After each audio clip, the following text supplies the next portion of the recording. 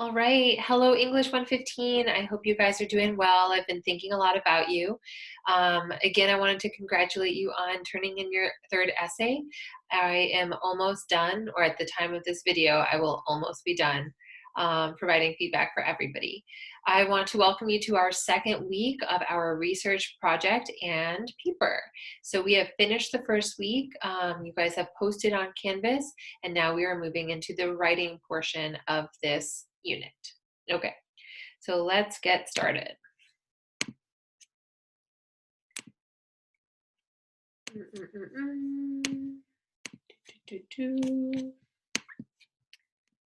Here we go. All right, so here we are on our week 2 research paper PowerPoint.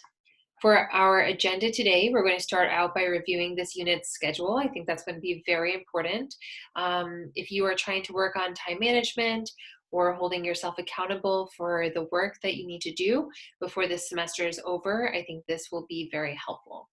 We're going to discuss the requirements for the research paper. We're going to go into research methods and sources just a little bit.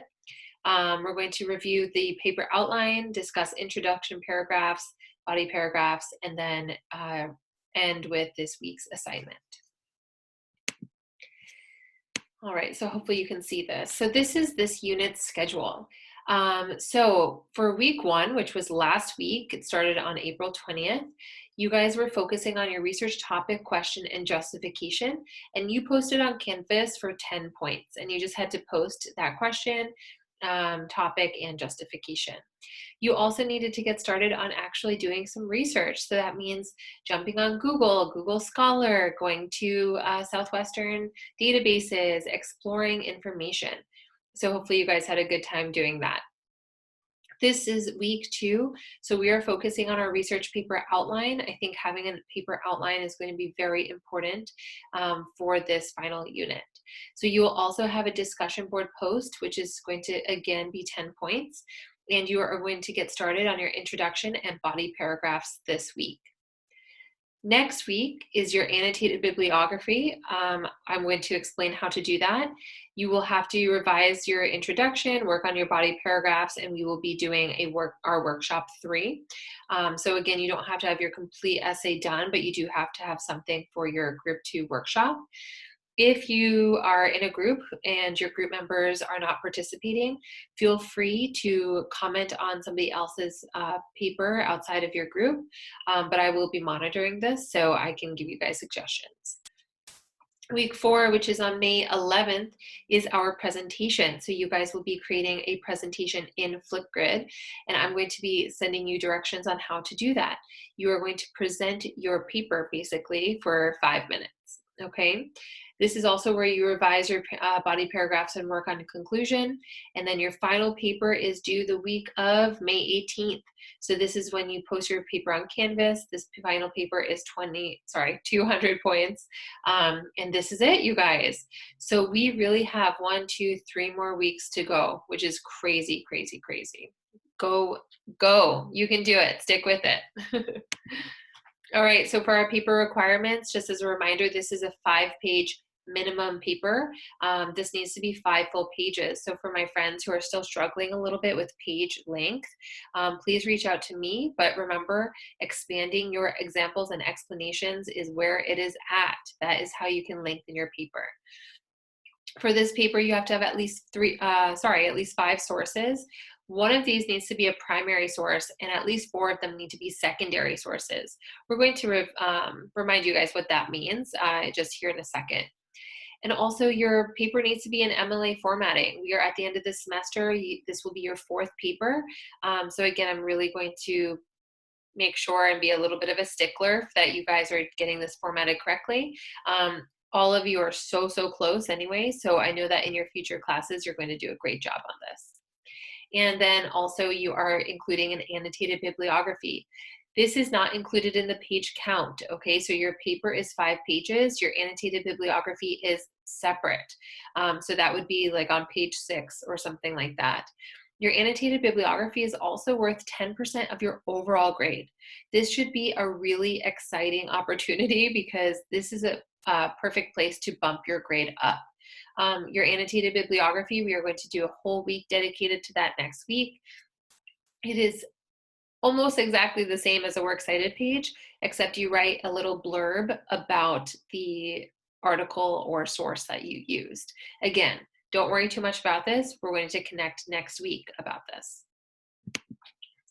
Now, as we continue our final unit, please remember that your research question and topic is going to really dictate how involved and engaged you are in this class. So let's make sure that your topic and your question is super interesting to you. You actually like it. Let's make sure it's not too broad, okay? So if you're making these broad questions that kind of involve the whole world, let's make sure that's more specific. We can make this specific to people, make this specific to place, make it specific to a time. But let's make sure it's not too specific, okay? And we talked a lot about that in our video last week. So please review that video if you have not already. Of course, we're picking a question that's unique and making sure that it's not a duh topic, okay? A duh topic is a topic that everybody knows the answer to already, okay? So we're gonna make sure that it's unique and exciting. So for your sources, your primary source, you only have to include one, and this means getting the information from the source itself. So this means that you are going to actually get data, like you are going to be researching. You're not just going to be reading other people's research. You can create questionnaires, surveys, polls, conduct interviews. My students in the past, for the most part, had created a questionnaire and had given it to the class for the class to fill out. So a questionnaire just means a list of questions, okay? These can be open-ended questions or close-ended questions. So open-ended questions means, for example, what do you think about blank, okay? Or do you know anything about blank? Close-ended questions actually is a yes or no question. So close-ended questions are, that's kind of like a survey where you would circle the answer. So you could write a question and then give a few options and the person would have to circle. If you would like to send these surveys out to some friends in class, you can always send them to me and I can post them in our announcements. Otherwise, you can always just send it to friends and family. Some of my students did an Instagram poll, which I thought was pretty awesome. So that's for sure one option for your primary source. Like for example, one of my students, he did his paper on climate change in the Arctic, as I've mentioned. And so his Instagram poll was, have you ever heard of climate change in the Arctic? And then he used that as his hook. He was like, 60% of participants in my poll said they had never heard about climate change in the Arctic. And that was pretty awesome, right? That was his own research. It drew the reader in. It was pretty neat. You can also conduct interviews, but remember that if you're researching something that's like triggering, so that means something that would harm somebody else emotionally, please don't seek out somebody to interview that would be harmed. For example, a student in my previous class, she wanted to do her research paper on eating disorders, and she had a friend growing up who suffered from anorexia, and she wanted to interview her friend. But I said, of course, you need to ask your friend's permission before you just start asking her questions about this. This is an incredibly tough topic and a very personal topic.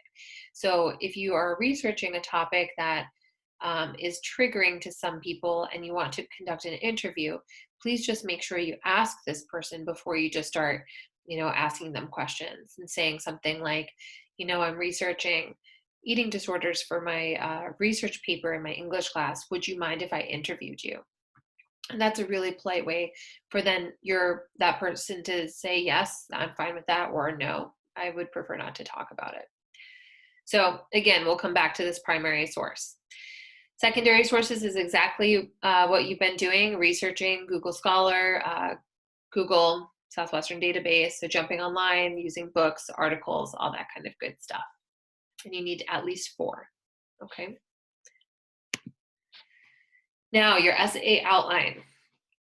On Canvas, there is a more specific essay outline. So let me show you this.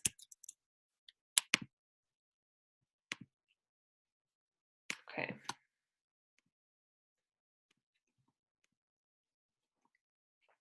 All right. So I'm all the way down at the bottom, research paper and presentation. You see the very, very, very bottom says research paper outline. So if I click into this, see, we have a really specific outline here. Okay. So it tells you what you should do, how many sentences, exactly the breakdown. So please follow this. This is very important. Otherwise, it's easy to get lost in our writing. So please use this outline to help you, literally as a checklist. Okay. So we're going to be talking about your outline this week. So of course, your outline is actually very similar to previous essays. The only difference is that we have 5 body paragraphs. Remember, in the beginning of the semester, we started out with our essay being 5 paragraphs. Now our essay is 7 paragraphs. No more and no less, my friends, okay? Exactly 7 paragraphs. We have our introduction. It is structured the exact same. We have a hook, background, thesis, boom, okay?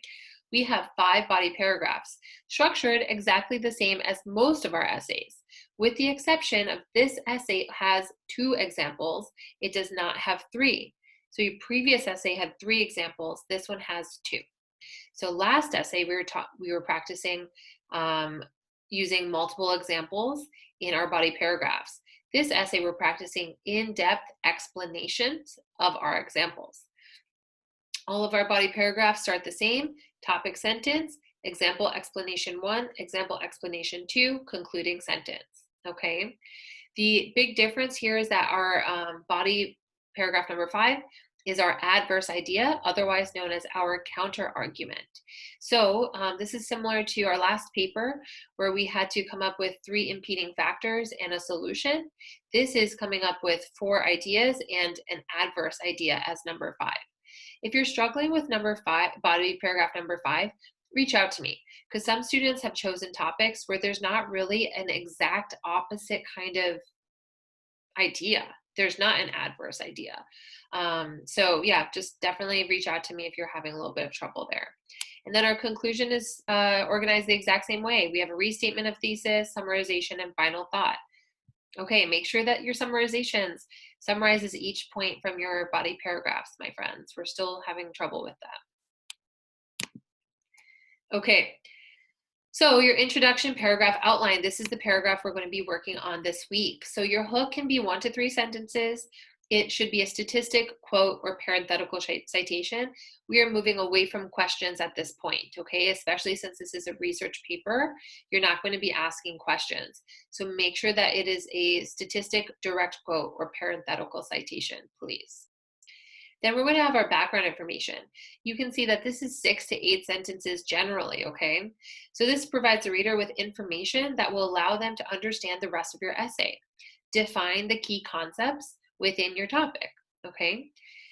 So for example, I've had a few students do topics surrounding LGBTQIA groups, and they were able to explain that acronym in their background information and kind of give a brief history of that.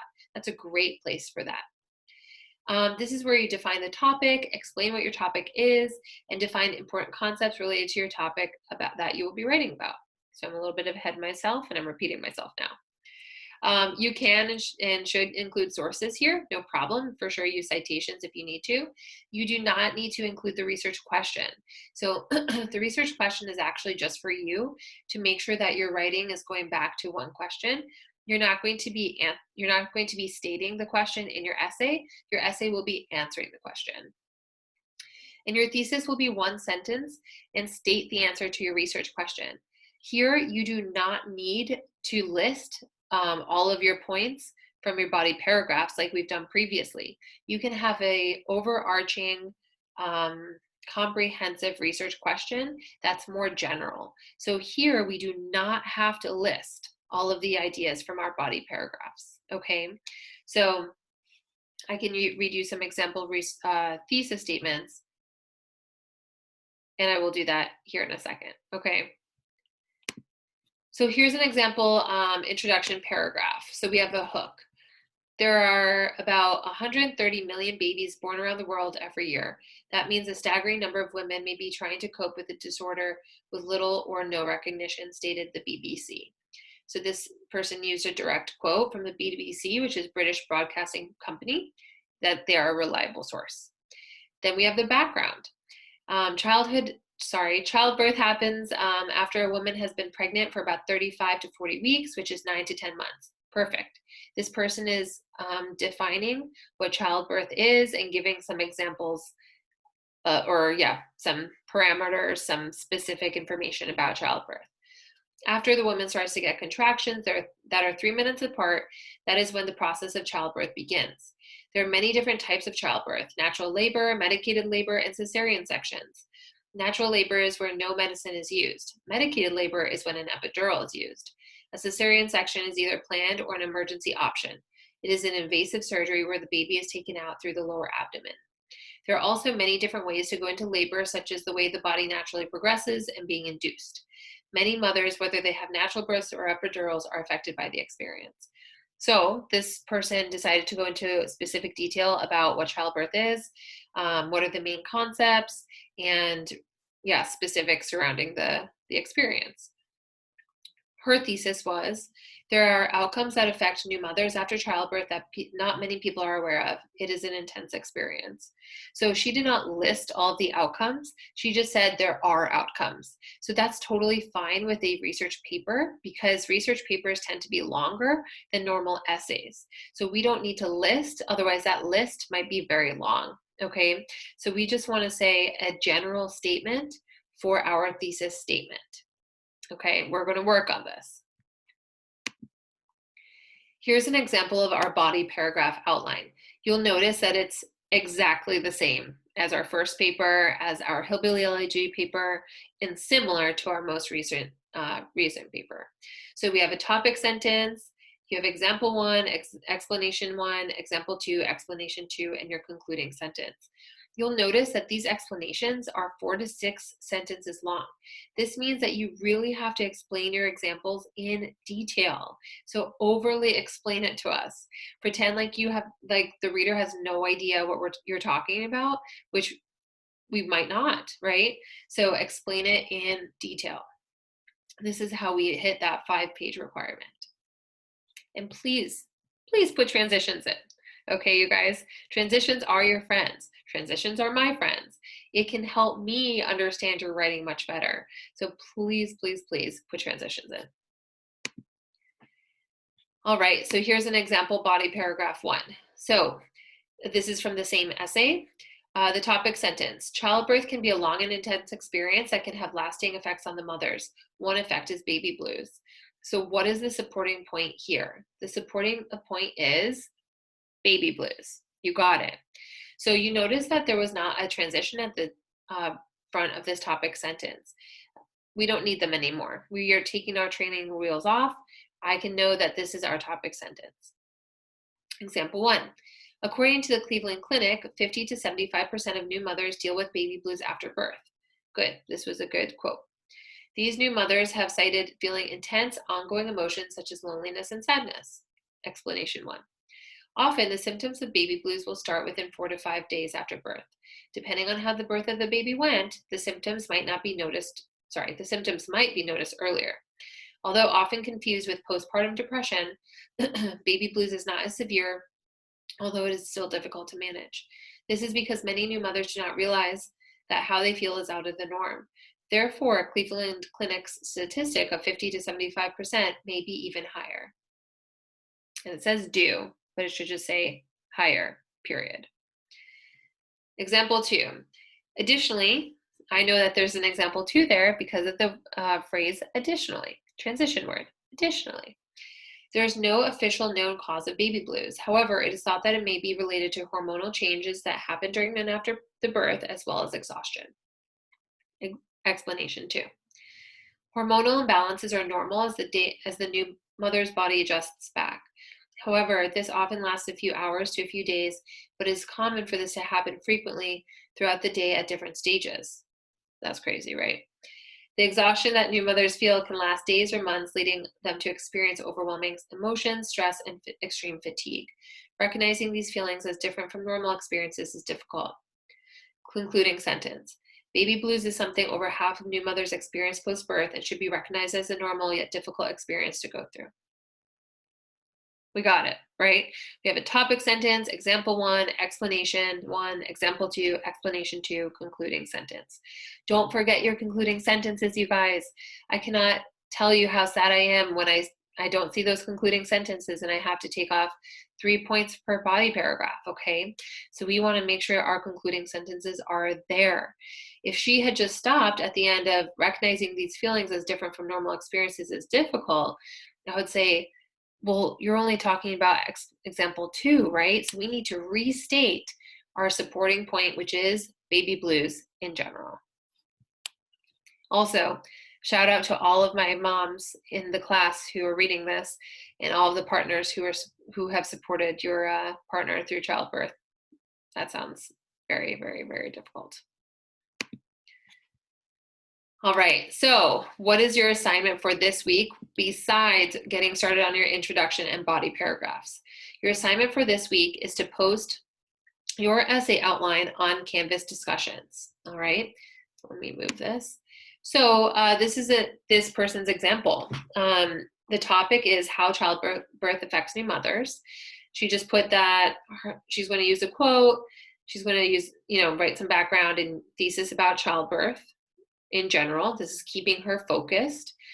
Her body one, the supporting point is baby blues. Body two, postpartum. Body three, obsessive compulsive disorder. Body four, mommy brain, and the counter argument is actually happiness. And then her conclusion, she just wrote to herself what she's going to do.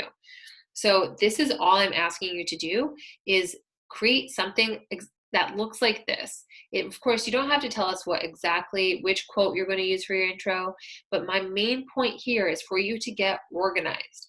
What is your topic, and then what are your supporting points? And if we can put this into a way that's more organized, then hopefully our research can be a little bit more pointed. So if you're not completely done with your research and you don't know exactly what all of your body paragraphs are going to be, that's okay. But I really encourage you to be able to fill out at least most of this, because really you're coming up with 4 supporting points and then a counter argument. You could even write down an idea that you might change later on. But I want to see, and your classmates want to see, that you have an idea of how this paper is going to progress. Okay, so we're all done with this video. So there's work to do for this week. Post your outline on Canvas discussions, write your intro, work on your body paragraphs, and continue to research. If you get stuck, if you find yourself facing a wall, you can't figure out what to research, how to research, you can't find a lot of information on something, please reach out to me. You guys have my email, you have Canvas, you can direct message me there. Yeah, please, I'm happy to help you with whatever as we finish this semester. Okay, that's my job. All right, you guys, thanks so much for being here with me today. Congratulate yourself on watching this video and just doing an awesome job in your classes in this class. We're almost there, and I'm super, super, super excited for you guys to finish strong. So reach out to me if you have any questions. Otherwise, I'll see you soon. Okay, talk to you guys later.